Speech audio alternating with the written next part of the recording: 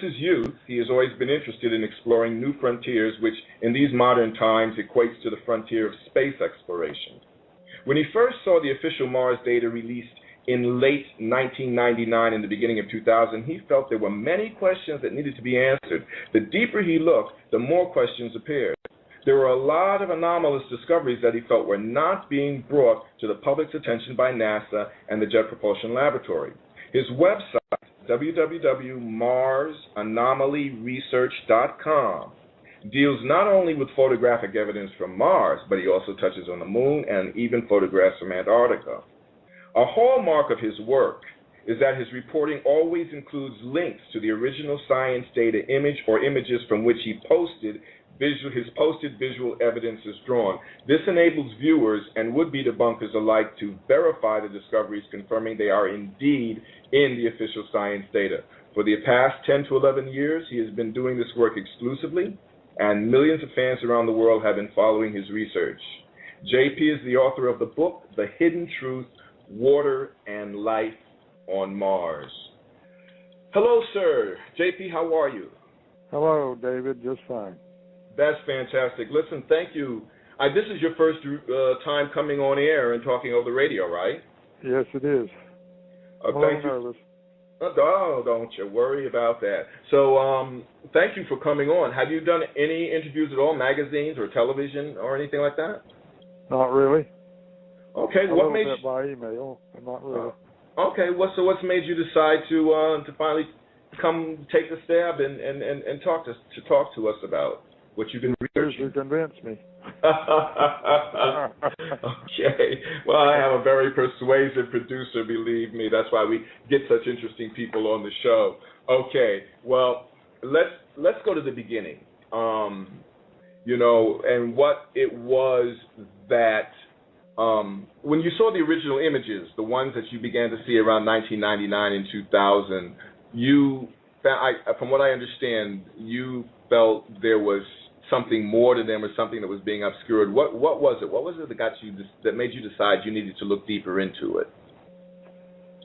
Well, actually, what happened was that there was an attempt not to release the images, not to release the science data, and when that happened, that created a movement, a volunteer movement, to fight it, and I became part of that on a volunteer basis, and we were successful in getting, in my opinion, the data released.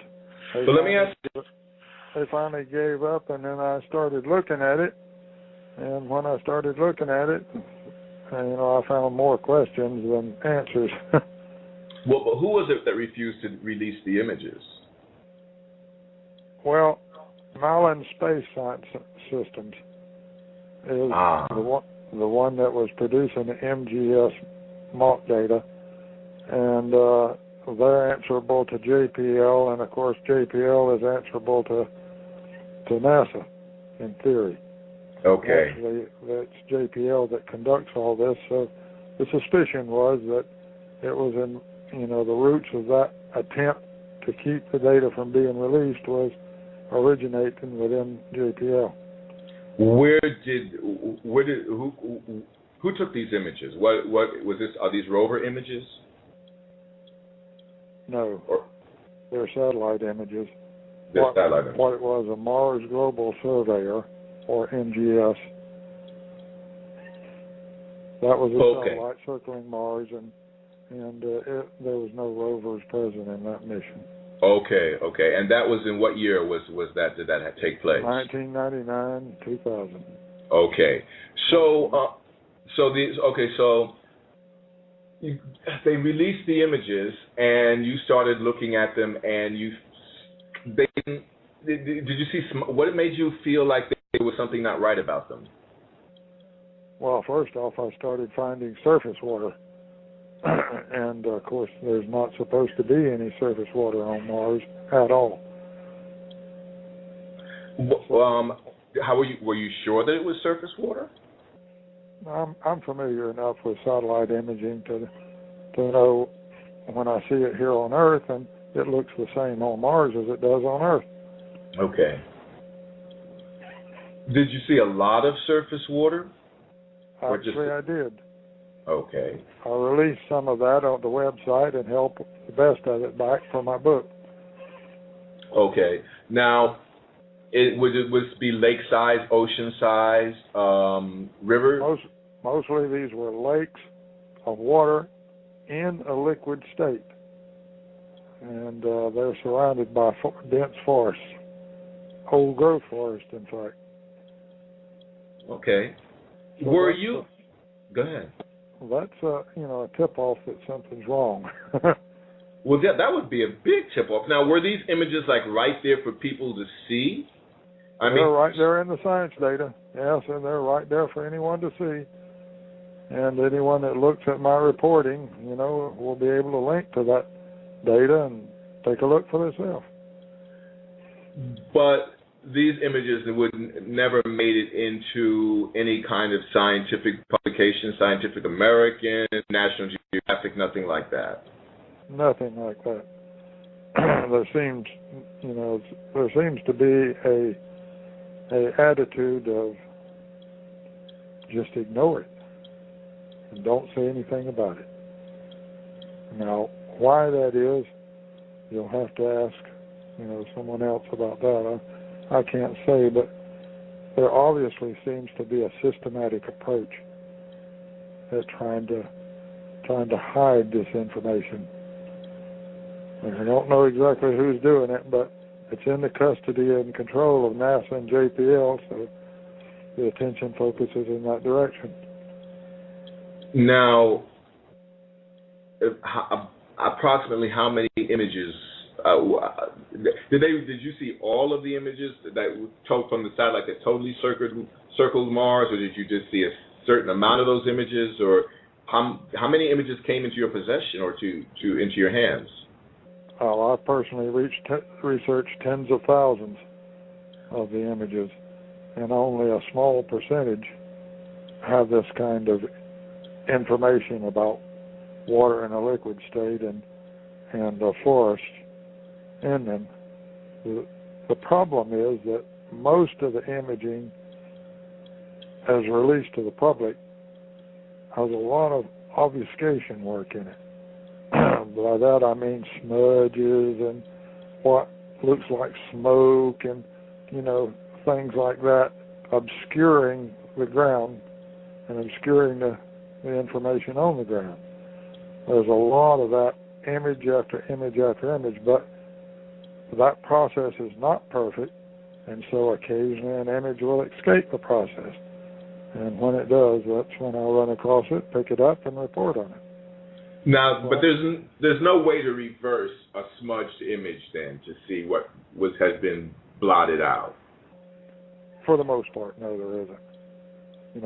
When an image is worked on by anyone, it's then saved, and basically the saving process flattens the image, and so whatever layers are in it are no longer available. Right. So did you have to yourself get involved in looking closer at the photographs? What did you do in terms of becoming more adept at researching the photographic images so that you were sure of what it was that you were seeing? Well, I self-trained in the process, and I didn't start with any baggage. So, I could afford to be more objective, I suppose, than some others that are trained in the field to start with, because with training comes conditioning. And that conditioning says, well, you will accept this, or you will accept that, but you won't accept this over here. All of that baggage comes with the training. And so if you don't have that baggage, and you have a little more objective eye, at least that's my opinion. And apparently millions of people around the world agree. Before you decided to become a volunteer to help get those images released. What was the name of the group that went, or was there a group that was lobbying for this, the release of these images? All volunteers. No name for the group, just volunteering to get in there and try to exert pressure. In my particular case, I zeroed in on a couple of politicians that were in charge of oversight of NASA, and they weren't happy campers about me getting on to them either. But nonetheless, it caused the movement, not me, but the movement caused the imaging to be released. It was just, in my opinion, they were not interested in releasing the images because of the very mistakes that reveal too much. You know, these mistakes, when they miss something and don't smudge and cover it up, well, you know, it's a mistake, and it reveals too much from someone else's point of view that is more interested in secrecy than in truth. For me, I'm interested in truth. Well, I certainly applaud that. I'll tell you that. Before the images came about, before 1999, were you at all? What were your feelings about Mars and the Moon? Why did you, or let's just say Mars right now. Let's talk about Mars right now. We'll get to the Moon later. What were your feelings about Mars? Were they the traditional feelings that Mars was the red planet and that it was uninhabitable and hostile to humans or to life? Well, generally speaking, yes, I accepted that because I hadn't looked any deeper. But when I did start to look deeper, questions started arising. For example, high pressures and extreme cold conditions are supposed to be the case on Mars. Therefore, surface water in a liquid state just can't exist. And that's the raw data. Furthermore, the planet is so freezing cold that it will freeze CO2 out of the air and fall to the ground as snow and ice. But the atmosphere on Mars is supposed to be, speaking, 95.35% CO2.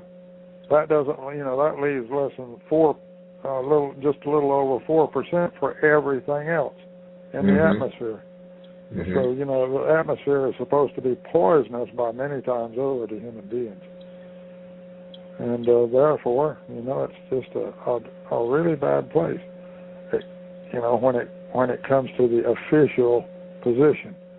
However, this evidence that I found within their own science data indicates that there is surface water on Mars in a liquid state, which means the temperatures can't be as cold as the official position says they are. And most of these water sites are surrounded by dense forests. And those forests, of course, all of that adds up to the temperatures not being as cold as officially presented. It adds up to the atmosphere cannot be 95+% CO2. It has to be something more than that. So, different than that, not more, but different than that. Right. So, the visual evidence tells a completely different story. That's the point. And all of that visual evidence is verifiable right in the science data.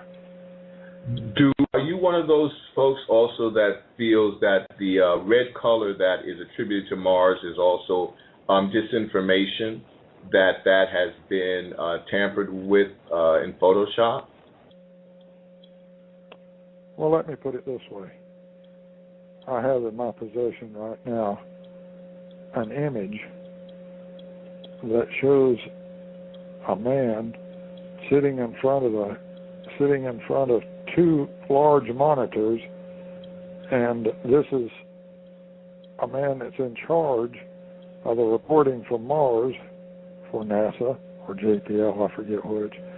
But on those two monitors. Now they're showing on the public TV, they're showing the red planet with the red atmosphere, red colors, you know, and the rusty reddish colors.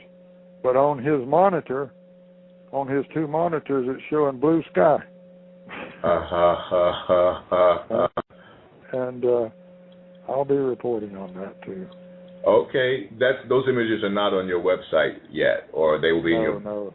Okay. No, that's not on my website yet. Okay. Well... So that, you know, pretty much tells its tale too. Well, that certainly does, and that certainly answers my question. I'd seen this clip on the internet of a supposed 50s, I think, clip of a spaceship landing, astronauts landing on Mars. Have you seen that, or do you think that's plausible? You mean the large spaceship on Mars? Well, it wasn't. It was a landing. It was a landing. It was a ship coming in to land on Mars. They were getting ready to land on Mars. It was supposedly a NASA film or secret film or something of astronauts actually coming in and getting ready to land on Mars in a spaceship. I haven't seen that. You haven't seen that, okay. But tell me about what you were talking about, though, in terms of the large spaceship on Mars. Now, what is that? Well, that wasn't on Mars. That was on the moon. That's on the moon, okay. And there's supposed to be a secret Apollo 20 mission to Mars to salvage what they could off of that spaceship. And they're supposed to be nearby it. There's supposed to be an old abandoned city. Oh, now you're talking, we're on the moon or we're on Mars? We're on the moon. The moon. Okay. That's currently enjoying a lot of publicity. Now, in your book, the Hidden Truth, Water and Life on Mars, you don't deal at all with the moon in that book. Then you specifically are just dealing with with Mars. That's right. Okay. And I'm specifically dealing with surface water in a liquid state and forests, both of which, you know, tell a story that's different than the official position. Before we get to the moon, and this is something that I have seen from postings, is that I've seen people post images in which they claim that there are people and animals living next to, you know, a stream with a bridge across it, and all of this is on Mars. Now, does that sound that far out to you? That sounds too far out to me because, and here's my reasoning. The reasoning is that the resolution in the satellite imaging is far too poor to be revealing anything of that size. Okay. Now they have released information about what the images are supposed to reveal down to pixel level, but in my experience that is not accurate. And in my experience, you know, there's just nothing of normal size that can be seen in the satellite imaging on Mars. Now, rover imaging, you know, is a little closer, but that has a different set of problems. Okay. What would be the problems with the rover imaging? Image tampering. Okay. Just that simple, image tampering. Okay. But even then, mistakes are still made. Right. David, and still there's still evidence that comes through. So my reporting on Mars from the rover imaging indicates that. Do you think that the humans, that there is, okay, if there's water and there's trees, then it would not be far-fetched to believe there's some kind of life form or life on Mars as well. And that's the point. That's the point. You know, the fundamental basis. If surface water can exist in a liquid state on Mars, then the temperatures are milder than the official position, and the atmospheric conditions or milder than the official position. Now that leads to the speculation then that life beyond forests and beyond, simple animals and that sort of thing, life can exist there at human level or beyond, and in fact it does. And what drew you to that conclusion? Because part of my discoveries that I have not released any information on is that there was war on Mars between what appeared to be different species. Okay. Interesting. That's pretty fantastic. This war appears to be over territory too, by the way. Not some general planet-wide war. Okay. But over. Okay. This was in past time, obviously, not anything that was. You're saying it's at some point in Mars history that was the case. That would be accurate. Yes, that sometime in the past. However, there is other information that indicates that some of that is fairly current. This is not likely to be ancient war. It may be, old and over with, but it's not really that ancient. Is this the people that follow you and that follow your work and your research? When could they get a glimpse of these images or hear more about this? Can you elaborate on that? Well, yeah, what you just said about the war, the evidence that you have about the war that you haven't released yet. I guess my question is, for the people that are your fans, when would you consider releasing that information? Probably close to the end of this year. Okay. All right. Is that in photographic form? I guess it is in photographic form, eh? Yes, satellite imaging. Satellite imaging. Okay, well, there you go, folks. That's really something to look forward to. Tell us, JP, so between the time that you accepted the general theory of Mars and now that you've really done all of this research, how much has that changed? Not just your perception of Mars, but your perception of the reality that we're in? Well, it certainly changed my perception of the reality on Mars, and it changed my perception of trust, for those in charge of space exploration. It certainly changed my level of trust in those people, that's for sure. Now, this situation here of not telling the truth and obfuscating just about everything and keeping everything in secrecy, that leads me to believe that we have a group in our world government that is promoting illusion and not truth.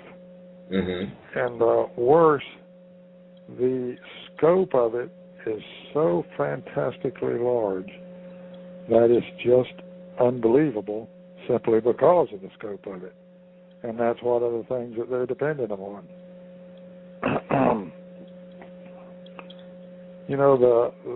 The people around the world, there are a lot of independent thinkers, but there are also what I call mainstream people, that are just living their everyday lives.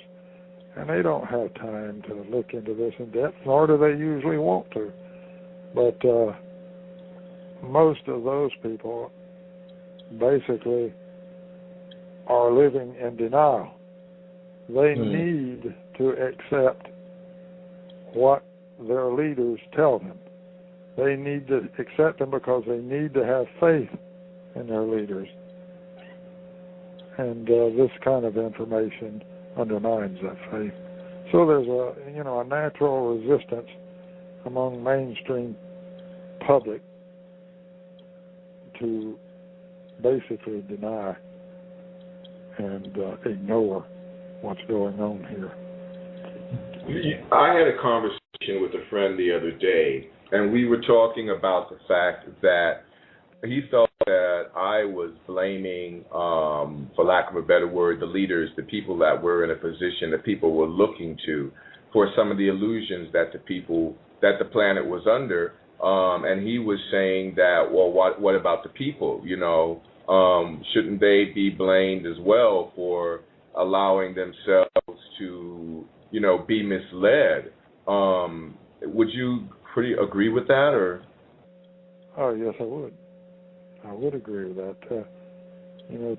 Too many, in fact, the bulk of the world population just is not going to voluntarily face up to this. Because it has implications that go far beyond just simply smudging, visual satellite images. Yeah. It goes far, far beyond that, and the implications are scary to those kind of people. But, real independent thinkers, it's not so scary to them because they realize that, something's got to be done about it or it'll get worse and worse and bigger and until basically there'll be some kind of collapse and bad things will happen. Let's go back to Mars again. And tell us, for the people that will be tuning in, and we will have, not only do we have the live listeners now, but we will have people that tune in archive. So I want them to know, and some of them may already be fans of yours, and some of them will be new, a little bit about what you cover in your book, and what the chapters might cover, or give us a brief synopsis of your book about the hidden truth, water and life on Mars. The book is basically in two primary sections. The first section deals with water and surface water in a liquid state. I keep saying that liquid state because it's very important and fundamental to understanding. It's in a liquid state, unfrozen state. And that's the first part of the book, and the evidence of that, a lot of visual imaging evidence of that's verifiable right in the science data. Now, then the second primary part of the book is about biological life, and that basically means forests. The fact of the matter is that the resolution in the satellite imaging poor resolution combined with smudging and image tampering, basically destroys so much information. And so only the things that are really vast on scale can be seen. Mm-hmm. And the book deals with those kind of forests. They're all vast on scale and they can be seen. And that information is also verifiable right in the science data. And, it's amazing that none of these scientists will step up and put their reputations at risk. I think it's more than their reputations. I think it's their lives and the lives of their loved ones that also employment. Sure. It's this is the government employs 85% of scientists. Did you know that? No, I did not know that. Well, there you go. Wow. That says a lot right there. 85% of scientists. Yep. Okay. That's a pretty impressive number. So I guess I can. When it comes to NASA or JPL is the primary investigation unit, if you want to call it that. Mm-hmm. And both of these organizations are riddled with military intelligence people. I mean, riddled with it, all up and down the line, but mostly in the upper positions. Mm-hmm. So, their agendas. Yeah, go ahead. Military intelligence agendas are at work in the space exploration. I don't think that very few people really understand that, how prevalent it is. Do you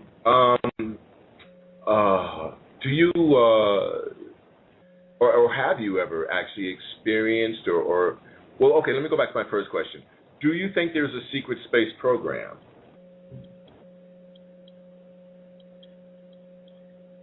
I suspect there has to be.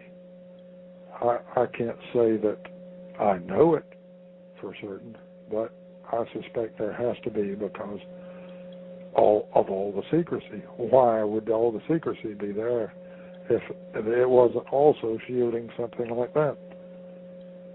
Okay. The fact of the matter is that these people love our funding, our public funding, but they don't want interference, in the running of the operations, and so it's the story is to keep everyone ignorant. Now, in terms of the work that you've been doing, and you've been doing a lot of research, have you ever experienced any obstacles or any times where you felt that you were being, your work was being thwarted, or they were out to sort of give you a hard time in terms of what it was that you were doing and saying? I experienced a fair amount of that in the first few years. A fair amount of it.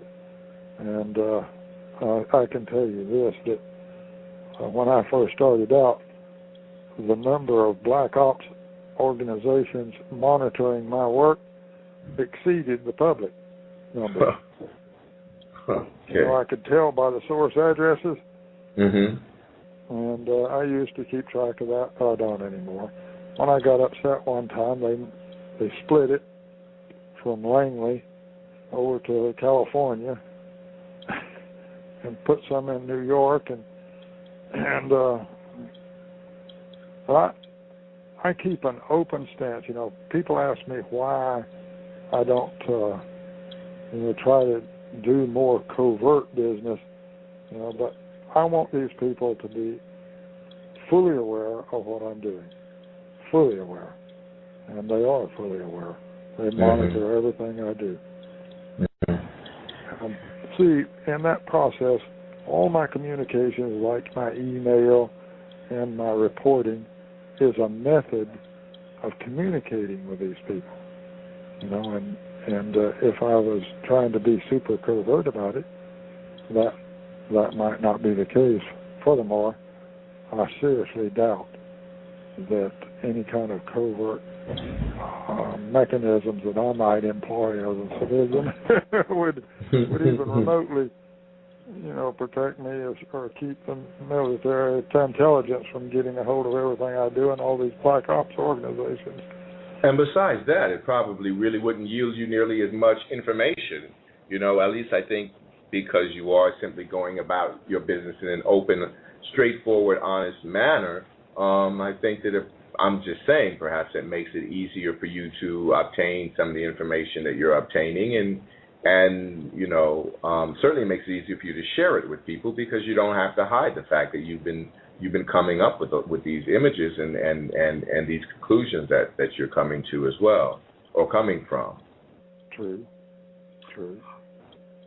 Has anybody ever sent you any images or sent you anything that has surprised you in terms of what might be happening on Mars? No, nothing that might surprise me.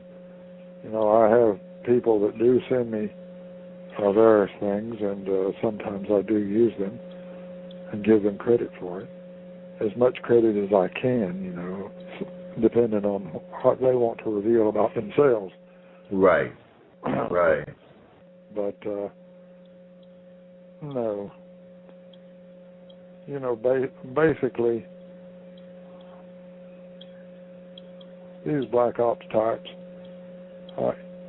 I'm locked in a dance with them. You know, and we go around and around and around and around, and they make a move, and then I make a move, and they make a counter move, and I make a counter move, you know. And it's been like that for the last 10, 11 years. But I'm a survivor, and I'm still here. Who is helping you? Who is helping you work through? I mean, do you have a team of people that are researching with you, or have you begun or started, you know, or any organization that also you work with, so that you have a support system? Well, that would be a support system that I could not trust. You know, if I had such a system, that would be something that I could not trust. My own support system would be untrustworthy from my point of view. I'm very cautious, and if I had such a support system, that support system, while I might not be infiltrated very easily, they probably could be, and they get somebody right next to me, working right next to me, you know, that I trust for a while, and then boom, they lower the boom. Oh, that skipper, you know, I thought he was a great fellow, you know, but I've come to realize that, you know, he's just making all this stuff up. Then how do you come back from that? Well, look, at the very least, you're on the defensive. And true. People aren't looking at the work and the evidence. Then they're looking at you and, you know, and your personality and how you're going to handle this. And it might be exciting, but it doesn't get closer to the truth. Well, unfortunately, you're right about that, and that has happened with people before you and people around you even now. But you know, you're not the only truth seeker out there, and so one thing for sure, you know, even if the rug ever gets pulled from under you or from under anybody that's seeking truth, you know, there's going to be somebody else. You know, you can't pull rugs forever. you just can't, because you know it's part of our human nature. It's actually a part of our innate human nature to really want to know the truth. Despite the fact that we do spend lifetimes sometimes, you know, asleep, I still think that that's a part of our human nature, and at some particular point, as that awakens within us, more and more people like yourself really come out and start asking questions and start really trying to uncover the truth, so for themselves and for everybody else, needless to say. Let's talk a little bit about the Planetary Truth Project. What is that? Well, after I had been doing this for a few years, it became apparent to me, in my opinion, and it is an opinion, that the science data that is released for public consumption is not the true science data. The science data that is released for public consumption is obfuscated material, and somewhere there exists the real science data without all that obfuscation. It contains all the answers to all the questions that we might pose at this point in our development. And so my position is that exists somewhere. Certainly they're not going to throw it away or dispose of it. So, you know, it exists, and we need to get a hold of it. And what we need to do is to establish an organization like the Planetary Truth Project that acts as a cover for people who are insiders that would like to step forward safely, you know, and reveal what needs to be revealed.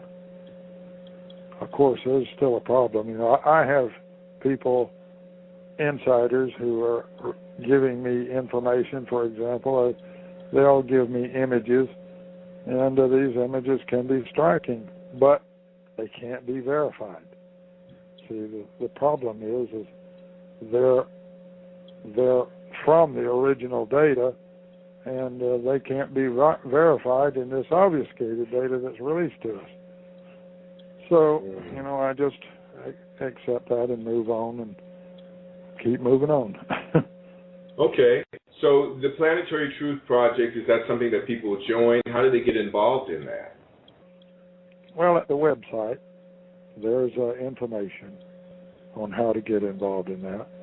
And Okay. the whole idea is to try to generate enough media exposure through numbers, to eventually develop the kind of pressure we need to put on these people. Very similar to the original fight, that got the data released, the NGS data released. So that's basically what the Planetary Truth Project is all about. I'm telling people, that what you need to do is you need to get on board, and you need to start with the media and start emailing the media and try to persuade the media to display some of this material so that more and more people will see it, and as more and more people see it, more and more people will come on the Planetary Truth Project, and eventually it'll reach a state where it can protect whistleblowers. Right now, whistleblowers can't really be protected practically. No, it appears that whistleblowers don't really seem to have much luck even right now, and that's a sad thing. But hopefully that won't be the case for very much too longer, for sure. Now, you eventually moved away from Mars, or somehow you got interested in what was going on in the moon. And how did that come about? Well, a person, I forget who it was, but a person emailed me a picture of the moon surface asking me, what in the world is this? And began to look at it, and it was from the Clementine imaging data. And this is a Navy and Department of Defense data. Now, when I saw that, I knew immediately what it was, because it was smudge covering some kind of tower. And that tower was way off the ground, and the smudge, the technology, the image tampering technology of that time, the Clementine data time, wasn't really up to snuff. And when they smudged over something, instead of that smudge bleeding out into the surrounding terrain and blending in with it, the smudge tended to collect around the object being hidden and conform to it, revealing its general shape. Right. And so I did a lot of research in that Clementine data and did a lot of reporting from it, and showed all these damn towers and big, huge objects. Now, they have since been sanitized from the data, and I warned it that would happen, because it is Department of Defense Navy data. And I can do that. I did. Is this the dark side of the moon these towers were on, or were they on the or not, on the other side? Mostly on the dark side. Mostly on the dark side. Wow. So, what are your feelings now in terms of? So you decided that to look further into the moon. Did you discover anything? You mentioned something earlier about the city on the moon. Well, this is something that is currently in vogue. There's supposed to be a gigantic spaceship on the surface of the moon that's supposed to be several million years old, and it's a crashed spaceship, and it's hit by meteors and after it crashed, and so and nearby this crashed spaceship is supposed to be a city, an abandoned city that's in really bad shape. Now, the fact of the matter is that when it comes to the verification process, that's kind of a slippery slope. And I have not reported on that because it is such a slippery slope in the verification process. And when it comes not to the spaceship, but to the so-called city and visuals on that city, well, those visuals are out there all over the internet, but the shadows that should be being cast by tall objects just aren't there. So, I have a lot of reservations about that and its legitimacy. Okay. Do you think that there is an intelligent civilization, though, living on the moon? Have you come to that conclusion at all in your research? Oh, yes. I absolutely do believe that. The Clementine data, it's just one big, huge structure after another that was hidden by that smudge treatment. And the only now, for example, if that was old, long dead civilizations, there would be such a stampede to the moon to gain that technology laying all over the place. Mm-hmm. There would be such a stampede to the moon until, it would just be unstoppable. And you couldn't persuade anyone not to do it. However, the exact opposite is what's happened. And the exact opposite is simply avoiding the moon. There's two things I want to ask about that. First of all, do you believe the original moon landing was real and not staged? I can't be certain about that. There is evidence pointing in both directions. So I can't be certain about that, and I'm not prepared to make a call on that. Okay. But the Clementine data is key to my thinking, and it shows a lot of evidence of civilization. And it appears, to me, as though that civilization is not really interested in people from Earth going to the moon. And consequently, somebody knows that here on Earth, and that calls the shots, and so we simply don't go to the moon. And we're not going to the moon. We're not welcome on the moon. But my question then would be, is it possible, since you feel, and as others do, and I kind of myself feel that way too, that there is a secret space program, so it's possible that they could be going back and forth all the time, but we would have no way of really knowing that. That is possible. That is possible. And it is possible as well that the bad thing about that scenario is that we're probably talking about all military, and we're talking about no civilian checks and balances involved, and so military operations are basically guiding whatever responses may be the case on whoever's on the moon, and so their responses are to that. And I'm afraid that that military approach to things is aggressive, too aggressive, and is liable to generate things that we don't want to deal with. Yeah, well, I understand that. They certainly are already generating a lot of things we don't want to deal with right here on this planet. Now, do you also believe that the moon is an artificial construction? I think that's entirely possible. The moon, the moon on the side facing Earth is full of what's called regolith. That's just soil, and the soil fills old craters and everything. The dark side of the moon, on the other hand, is full of craters, and it is entirely possible. When one looks at it that way, it's entirely possible that the moon at some point in its past was underway and running into meteors and asteroids and things like that to really pocket up that side of the moon. And what that would do is it would fling the regolith up into the upper regions of the moon's atmosphere, if it had one.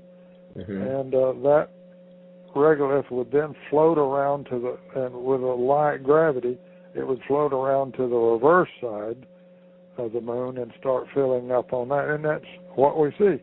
So it's possible. Okay. It's possible. Okay.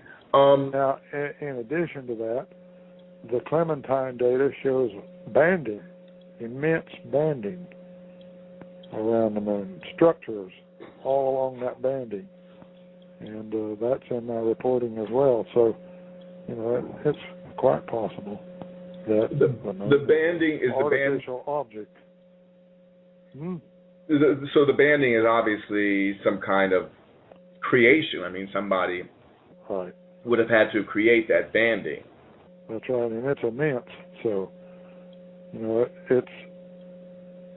it's possible that,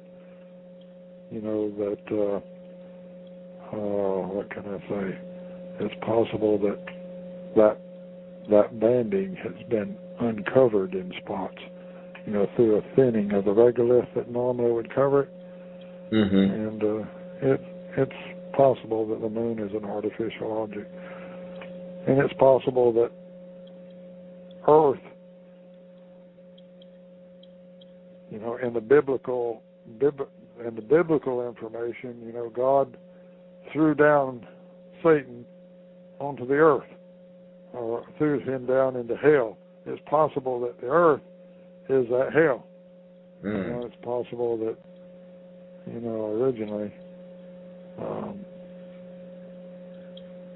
advanced beings that we might call gods, did that. It's possible. It is possible. It is possible. Tell us about an image that I saw on your website. And by the way, we haven't really mentioned the name of your website for a while, so let's go back and mention that, which is www.Mars Anomaly, or is it Anomalies? It's Mars Anomaly Research. www.marsanomalyresearch.com. Okay, JP has a lot of images up there, a lot of the things that we're talking about right now in terms of smudged images.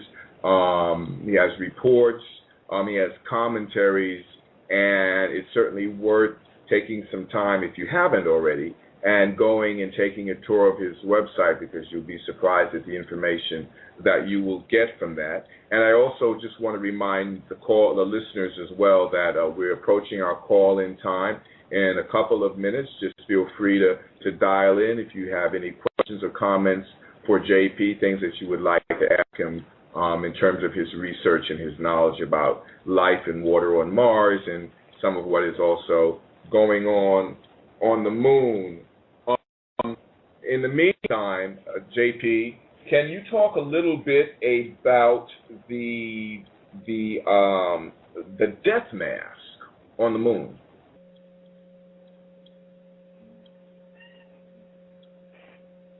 Well, that appears to be a construction on the moon meant for people on the Earth side to see. And I'm going to say that I suspect there are others that have been smudged out, but at least there's that one, and we're supposed to, it sends a definite message to people from Earth. It says stay away, because it's a human death head as a monument.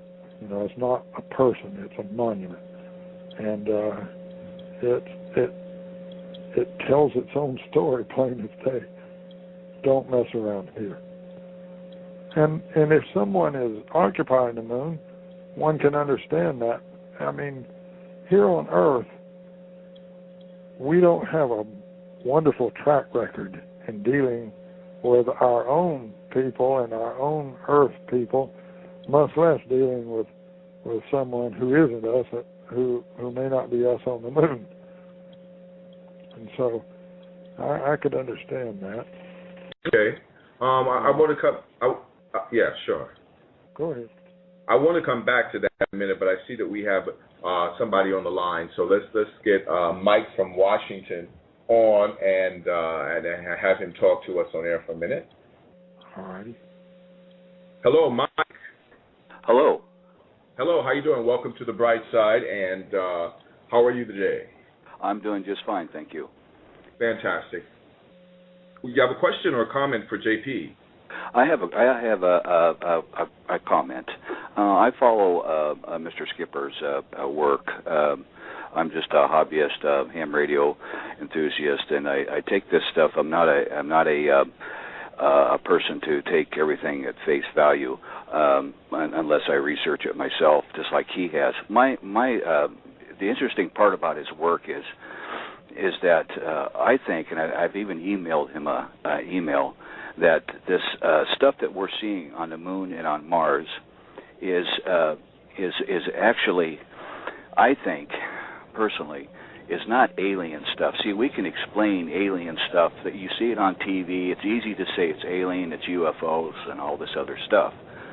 I believe this stuff is what we're seeing is products of past civilizations on the Earth, just like when they've done all of the satellite imagery of the Earth in 3D, and they've found civilizations on Earth that push back archaeology. These guys just have to throw what they know out the window. So I think a lot of this stuff that we're seeing is technologies of some type of human race, and that, in fact, has got them boggled. They can't explain away the implications of human civilizations prior to us, because we think we are the big persons on the block. Okay. What do you say to that, JP? What do you think about that? I think I think Mike is on the right track. There's one thing I will add, that my warfare evidence indicates that, and my website evidence indicates that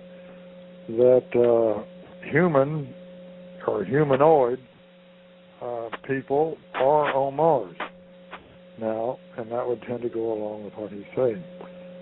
On the other hand, the warfare evidence that I have, that tends to indicate that if they're human, then they're living very drastically different than what we might be used to.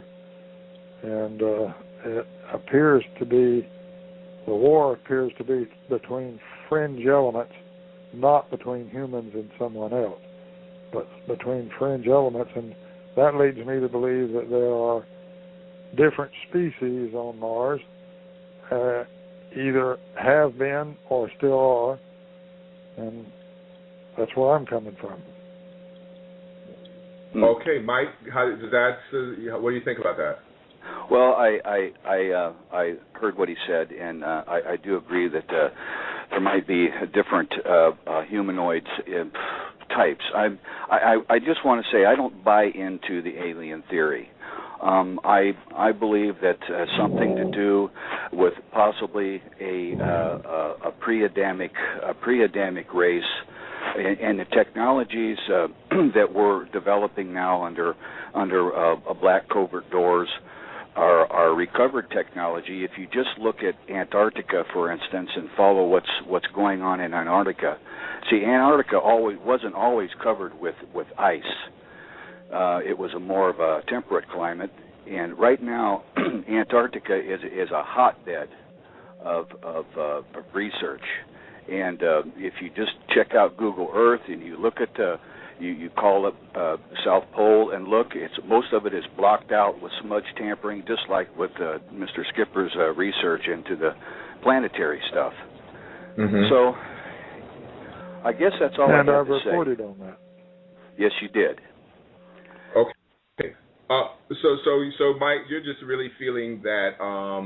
I mean, and I don't think that any time in our conversation today, actually, JP said that he felt that any of this was necessarily alien per se. Obviously, as human beings, we have different, types of we have different races on Earth, and maybe it's a possibility that there are certainly there's a type of human species that we're not familiar with that might actually occupy the Moon and or Mars, But they would be alien to us, though, I suppose. We actually can't get away from calling Mexicans aliens. I think if we can just restructure that term, we might actually be able to be a little bit more accurate in terms of what we're talking about when we're talking about other beings, other planets, and things like that. But we have another caller, so I'd like to get to him. Mike, thanks for calling in, though. We appreciate it. Thank you. Well, I thank you for the time to talk to Mr. Skipper, and I check his website, and I appreciate his work, and I appreciate the time to be able to speak to you both. Thank you very much. Thank you very much too. Okay, so we have another caller on the line. JP, let's talk to Jeff from Illinois. Hi. Hello, Jeff. Hi, can you hear me? Yes, I can hear you. How are you today, sir? Okay, good. I'm very, very well. You know, I followed J.P. Skipper's work for quite a long time and have one of his books, signed books, because I want to keep that for a collector's piece in the future. But, you know, I have too much that I can talk about, but I want to focus on just a couple of items. First of all, in terms of secret space programs, they are going on. I have confirmation from other sources that I can't go into at this moment. But, you know, when you look at the face on Mars, and there's been sort of a deal with no matter where you look, they keep sending us new pictures, better pictures that show a collapse of the face on Mars. But for some reason, nobody's noticed that the surrounding topography around that face hasn't changed with any of these new, better, higher resolution photographs. And I haven't seen anybody make a comment on that fact that, you know, everything else is exactly the same around that structure. Now, Richard Hoagland goes into all sorts of goofy stuff, and I really don't follow him that much anymore, but Mr. Skipper's site is full of, you know, photographs that are absolute, you know, as far as I'm concerned, proof of, you know, structures on Mars. Now, you know, Buzz Aldrin himself has claimed in public that there are structures on Phobos,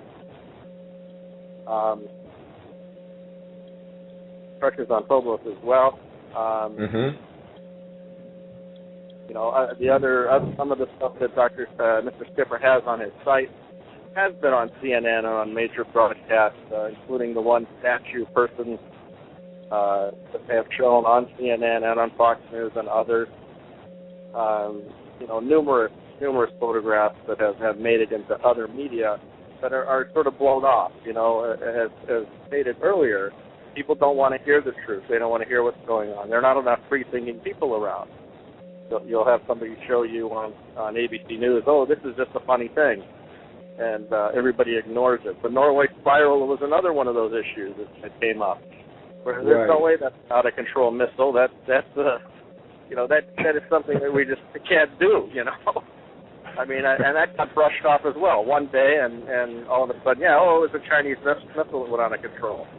No way. So did you want something? Did you want to specifically? Did you just want to comment on that, or did you have something specifically also for JP that you wanted to check with him on?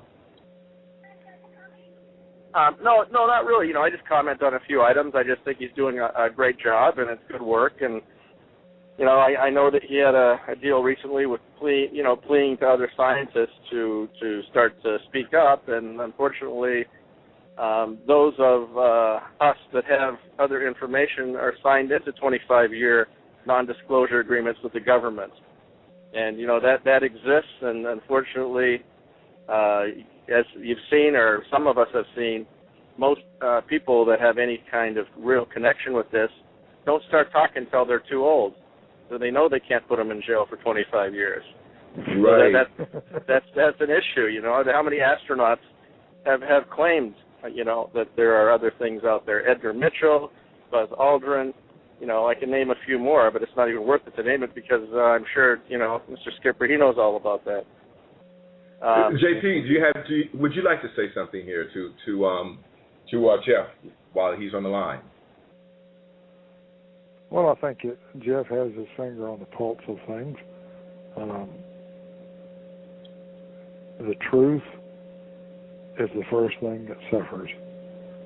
Absolutely. And when we don't have the truth, then populations suffer. You know, and ignorance.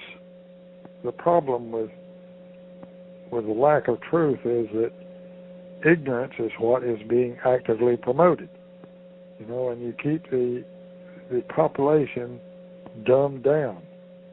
And that's going to have negative consequences eventually. It already has. Yeah, we already have negative consequences, but not even just the population; it's this whole civilization. You know, and that's the point. I mean, we will have negative consequences on a major scale. You know, I mean, I'm talking about bad things. And I am as well. I mean, that the collapse of civilization as we know it. You know, there are people who are not going to be able to handle what's going to occur or what has already started. So anyway. well, Jeff, thanks a lot, man. And it's just great to know that there are people out there that are certainly trying to who are truth seekers and who are trying to at least get other people to wake up, because we need more, and the more people that say what they know or as much as they can, we can't. It can only help the situation. Oh, I agree 100%. It's just a matter of trying to take the blinders off, so to speak, and get these people to look and just pay attention to what's around them. Situational awareness is the term you learn in combat training. So, anyways, nice speaking with you guys. Is deeply instilled. Thank you a lot, Jeff. Thanks for calling in, man. All right, have a good night. Bye. Bye. Okay, we're going to go to Randy from California. Give me one quick second here. Hello, Randy. Good afternoon, gentlemen. How are you? Good. How are you doing? I'm doing great. I want to thank you for having Mr. Skipper on the show, and I've been a long-time viewer and admirer of his work, and there's been a question that I've been wanting to ask for some time that I'm looking forward to asking. Fantastic. My question is this. When you pull down images, what kind of software do you use to sharpen or clean them up, and how did you learn it? Because a lot of times when I see stuff on the website, I want to try to mimic what you do, but I'm not able to. I either lack the skills. It's like sometimes you're not clear enough on how you do what you do so that we can duplicate your efforts.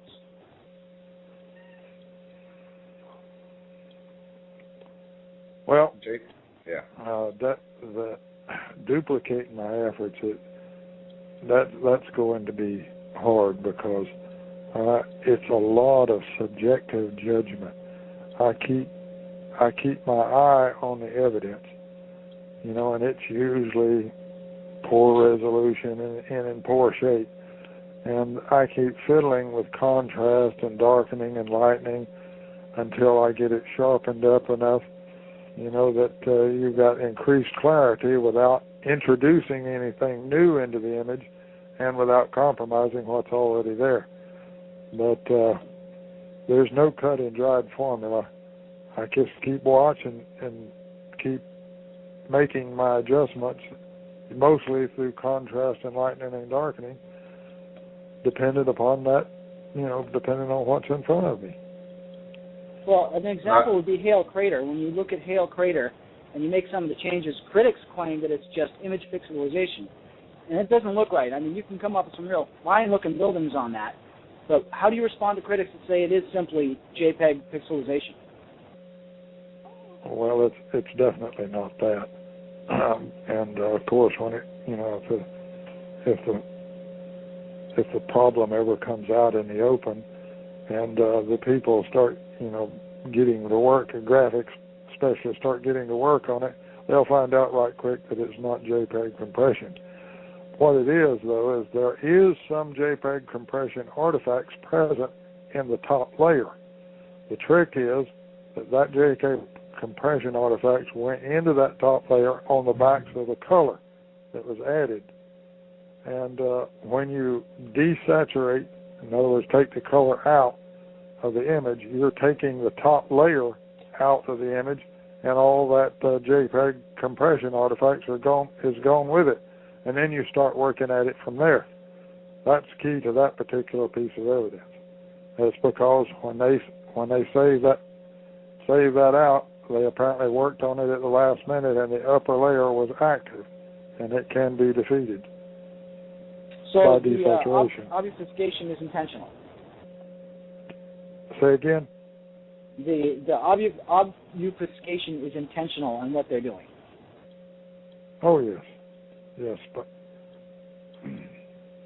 Okay, so yeah, he's saying that he is saying that the obfuscation information is definitely intentional. Oh, so does that kind of clear up some of what you were wanting to ask?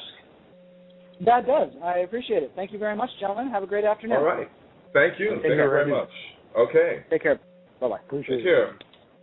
All right, we're going to go to Sean from New York. Hello. Hello, Sean. How are you?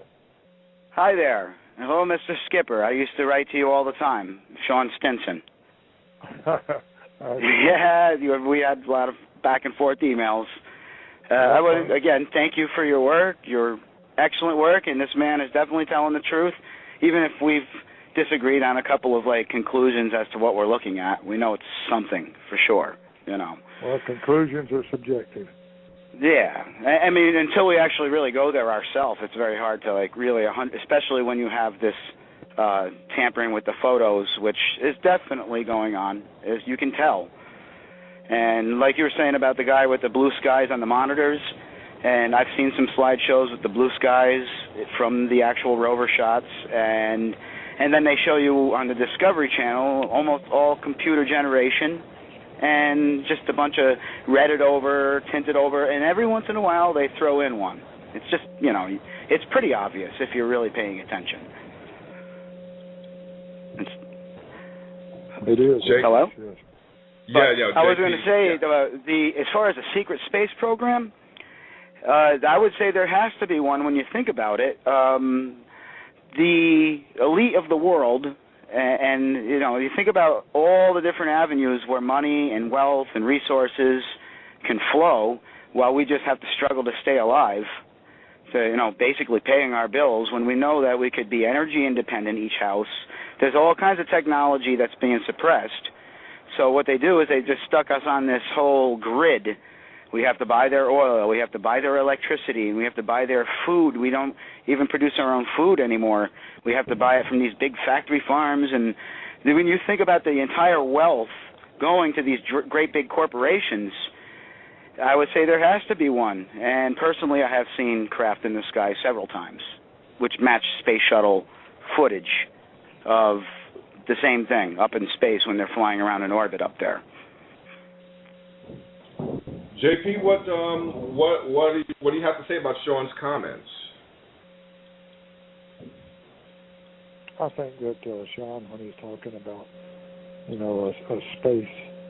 a secret space organization, I think, as I said before, I think that's extremely likely, because all this image tampering and secrecy is there for a reason. It's, my God, it's millions upon millions of dollars spent on it. I mean, it's not just there for a reason. They're very serious about it. And so, yeah. It's got to be hiding something other than just what's in the pictures, other than just aliens. It's got to be hiding. For example, I'm concerned myself right now with what's happening in Antarctica. I'm concerned about that because an entire continent, the third largest continent in the world, is smudged out. Essentially, all of it is smudged out. It would seem to be a very likely place to be able to conduct a lot of secret operations, experiments, you name it. Yeah, I mean, anybody to believe that wasn't going on would be kind of crazy. Why would they smudge it? Why the hiding? Why the tampering? Why the discoloration? Why the computer generation? Why hide an entire continent? Yeah. Why do that? Are you saying that the whole continent of Australia? That's the whole message within itself right there. And you hide an entire continent. That means that something spread all over that continent is there to be hidden. So you're saying that the whole continent of Antarctica is smudged out? Is this where is this smudged out on Google Maps or what? About the only place the public can get, to look at Antarctica is on Google Earth. Okay. And I would agree, because when I look at the Adirondacks right here in the New York State, upstate New York, only some of it is in detail. The rest of it's just they fill it in with their little colored in, like, yeah, it's woods, you know, and they show the outlines of the lakes, but they don't show any structures or any details, only where they photographed in certain locations. Even on my own lake over here, the Lower Saranac Lake, only half of it is actually in there with a real imagery, and the rest is just a map. So, yeah, Antarctica being smudged out, sure. Well, when I say all of Antarctica, you know, that's not exactly an accurate statement. For example, the biggest base in Antarctica is McMurdo. That's the U.S. base in Antarctica. And, you know, you can take a look at that in Google Earth and, you know, a few other places like that. But essentially, 95 to 98% of Antarctica is smudged out. Yeah. Except for a spot here and there, you know. And that kind of extensive image tampering, that's so extensive until it's a message all in itself, because what could be so pervasive on that continent that needs to be smudged out? After all, you know, by we, I mean the Allies, the U.S., went down into Antarctica with a whole military expedition, including the aircraft carrier, in the 1940s. You know, and I heard about that. Early. Huh? I heard all about that. Yes, and then they had some run-in with some higher advanced technologies that they were working on. So they say. That I don't know for sure. Well, they took a beating.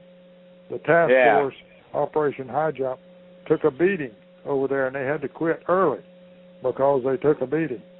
Now, they claimed that beating was because, you know, the ice, and they weren't prepared for the ice, you know, and they lost some ships, you know, in the ice and things like that, and that's why they quit early. But there's also a lot of scuttlebutt right now that there's a war being conducted in Antarctica right now.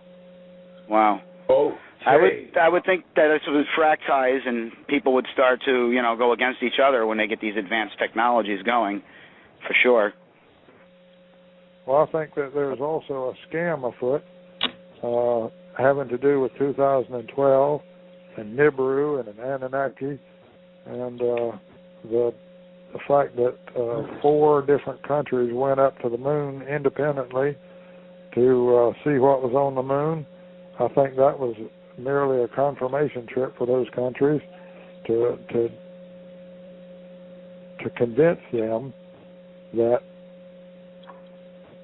an adversary is up there, and that we have. Yeah, I've mentioned this to you before about that whole fake adversary type thing. I was wondering maybe before, because I may want to let another caller in. There's another thing about the hiding of Antarctica and all that, but at the same time, all of the stuff on Mars, and I think the biggest, most definite proof of a city is when you look at the Hale Crater images. And I've actually downloaded the image from ESA and looked into it and zoomed in, and even though I couldn't clear any of the false color or tampering or whatever you call I can't pronounce it right this moment, but there is definitely the same structures that you have revealed in your photos, and you can see the different structures down in there and all kinds of different, I mean, there's definitely something there, and a few other places that there's no doubt, there is something down on there, and it's artificial, it's intelligent, and it's just amazing. Hourglass Crater, it's another one. And why would they smudge all that out? Why are they hiding all that? You know, there's got to be some kind of a reason that's not nice. That's all I'll have to say on that one. Well, it's strange too. In Antarctica, for example, there's a whole area with hundreds and hundreds of lakes and navigable waterways down there that isn't frozen. You know, really? I mean, we're talking about liquid water. We're talking about surface water in a liquid state by hundreds and hundreds of lakes and water, navigable waterways down there. Why would the United States, for example, establish McMurdo base on the coast where it's so difficult when they could have established it there? There's got to be a reason why they didn't establish that. And to add to that, the same stuff is going on Mars as far as like the liquid water, navigable waterways that I could see. In some instances, and like you said, dense forest land, you see clouds, you see low-pressure systems with the clockwise spin. They even show it to you right on NASA. It spins counterclockwise just like weather systems here on Earth, and vacuum atmospheres can't produce what we actually can see, even with some of their most painted-over photos. It's a little revealing. And amateur shots always show a blue hue around the air. You can see the air of Mars, so there's no way it could only be 1% or 5% of Earth's, you know. It's just, they're totally crazy. I mean, I used to think that as a kid, too, even when I was in 6th grade, before I ever thought any kind of conspiracy or hiding. I just thought they were simply wrong, you know. I was like, I don't know, it looks like the light scatters. That's what they always explain. You look at Earth and everything's bright because there's dust in the air suspended from a thicker atmosphere, and it scatters the light, gives you the blue sky, and the bright, if not, it would be dark navy blue, almost black, and it would be boiling hot during the day and freezing cold at night. So that's anyway, I want to make room for another caller, so. Okay, yeah, well, we're going to have to actually begin to wrap the show up, but I wanted to let you guys have a bit of a chat since you have been, you know, in touch and have, you know, compared ideas and notes before. But Sean, I want to thank you for calling in and you know, and talking to on the show, man. And thank you for letting me call in and have my word. This is the first time I've ever called in on a radio show, so I was a little nervous and, you know, I'm not so organized at what I wanted to say. But this man definitely has a lot of good. He's on to something, and it was just out of the blue that I found him, too. It was like, I wanted to get away from the conspiracy stuff, and I was like, wanted to look at some space photos, and I'm like, oh, no. Well, anyway. Yeah, there you go again. Okay. You go and run into something else. Anyway, thank you, and thank you, Mr. Skipper. Thank you. Appreciate it. Appreciate it. You're welcome. And you gentlemen have a good evening. Bye. Okay, thank you.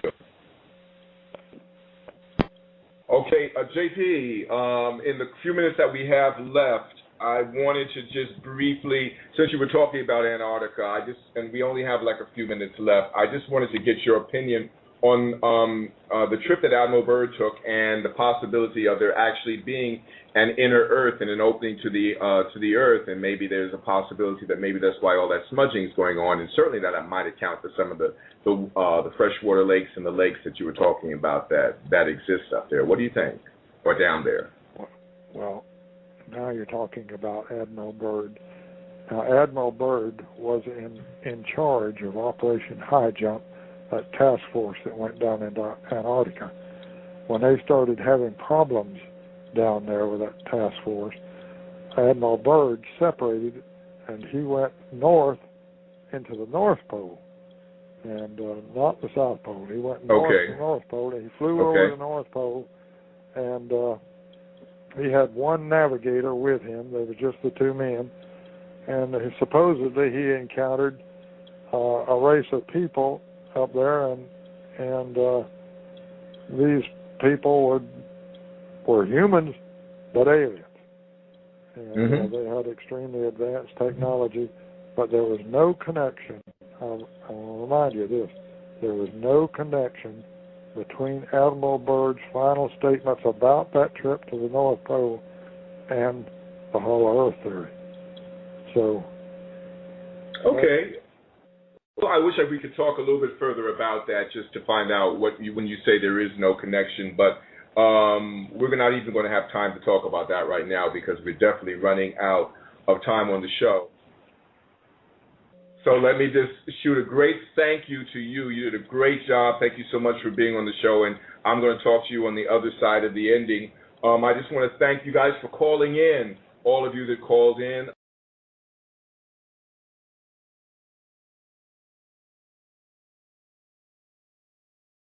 Image after image, but that process is not perfect, and so occasionally an image will escape the process. And when it does, that's when I'll run across it, pick it up, and report on it. Now, but there's no way to reverse a smudged image then to see what has been blotted out. For the most part, no, there isn't. You know, when an image is worked on by anyone, it's then saved, and basically the saving process flattens the image, and so whatever layers are in it are no longer available. Right, right. So did you have to yourself get involved in looking closer at the photographs? What did you do in terms of becoming more adept at researching the photographic images so that you were sure of what it was that you were seeing? Well, I self-trained in the process, and I didn't start with any baggage, so I could afford to be more objective, I suppose, than some others that are trained in the field to start with, because with training comes conditioning, and that conditioning says, well, you will accept this, or you will accept that, but you won't accept this over here. All of that baggage comes with the training. And so if you don't have that baggage, and you have a little more objective eye, at least that's my opinion. And apparently millions of people around the world agree. Before you decided to become a volunteer to help get those images released.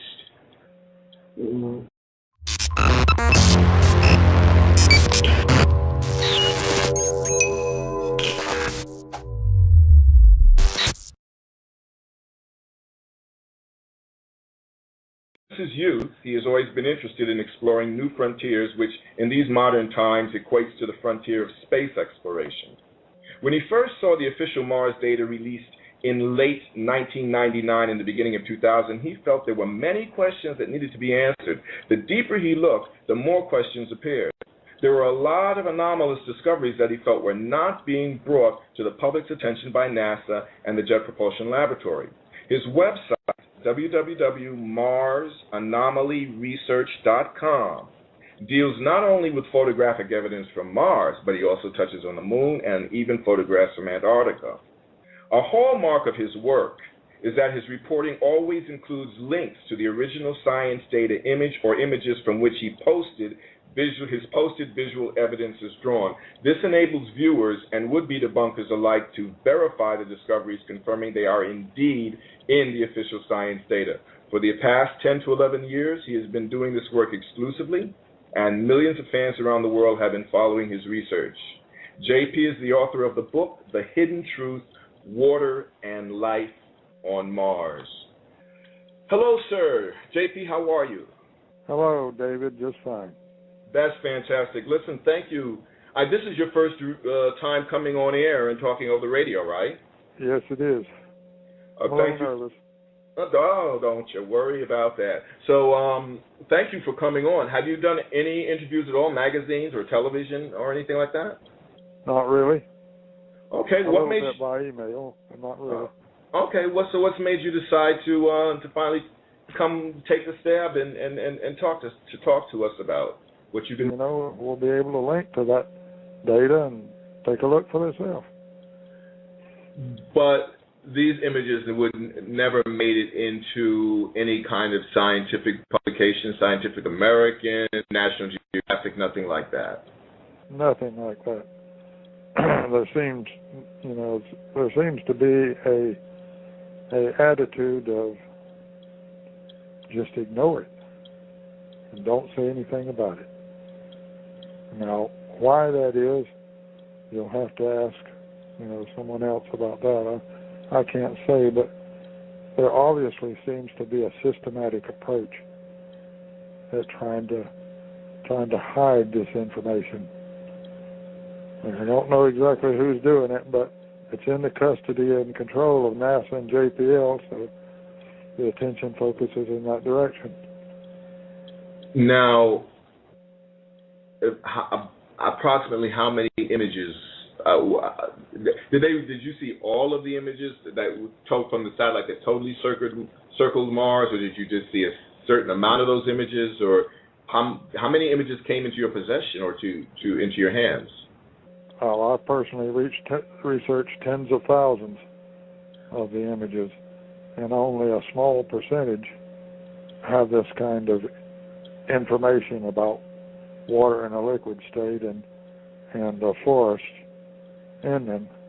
The problem is that most of the imaging as released to the public has a lot of obfuscation work in it. By that I mean smudges and what looks like smoke and, things like that, obscuring the ground and obscuring the information on the ground. There's a lot of that images. What was this? Are these rover images? No, they're satellite images. Satellite images. What it was, a Mars Global Surveyor, or MGS. That was a satellite circling Mars, and there was no rovers present in that mission. Okay. And that was in what year was that? Did that take place? 1999, 2000. Okay. They released the images, and you started looking at them, and did you see what made you feel like there was something not right about them? Well, first off, I started finding surface water. And, of course, there's not supposed to be any surface water on Mars at all. How were you sure that it was surface water? I'm familiar enough with satellite imaging to know when I see it here on Earth, and it looks the same on Mars as it does on Earth. Okay. Did you see a lot of surface water? Actually, I did. Okay. I released some of that on the website and held the best of it back for my book. Okay. Now, would it be lake-sized, ocean-sized, rivers? Mostly these were lakes of water in a liquid state. And they're surrounded by dense forests, old growth forest, in fact. Okay. So Go ahead. That's a tip-off that something's wrong. Well, that would be a big tip-off. Now, were these images right there for people to see? They're right there in the science data. Yes, and they're right there for anyone to see. And anyone that looks at my reporting appears to convince me. Okay. Well, I have a very persuasive producer, believe me. That's why we get such interesting people on the show. Okay. Well, let's go to the beginning. And what it was that when you saw the original images, the ones that you began to see around 1999 and 2000, from what I understand, you felt there was something more to them or something that was being obscured. What was it? What was it that made you decide you needed to look deeper into it? Well, actually, what happened was that there was an attempt not to release the images, not to release the science data. And when that happened, that created a movement, a volunteer movement, to fight it. And I became part of that on a volunteer basis. And we were successful in getting, in my opinion, the data released. So let me ask you. They finally gave up, and then I started looking at it. And when I started looking at it, I found more questions than answers. Well, but who was it that refused to release the images? Well, Malin Space Science Systems is the one that was producing the MGS mock data, and they're answerable to JPL, and of course JPL is answerable to NASA in theory. Okay. Actually, that's JPL that conducts all this. So the suspicion was that it was in the roots of that attempt to keep the data from being released was originating within JPL. Who took these images?